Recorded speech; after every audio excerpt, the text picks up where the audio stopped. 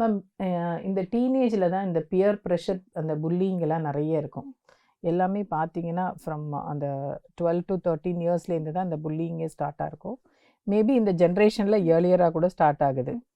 So இந்த pulling வந்து நமக்கு வந்து as a third point of பார்க்கலாம், இதெல்லாம் ஒரு சின்ன விஷயம், இதுக்கு போய் இவன் இப்படி ரியாக்ட் பண்ணுறானே அப்படின்ற மாதிரி தோணும்.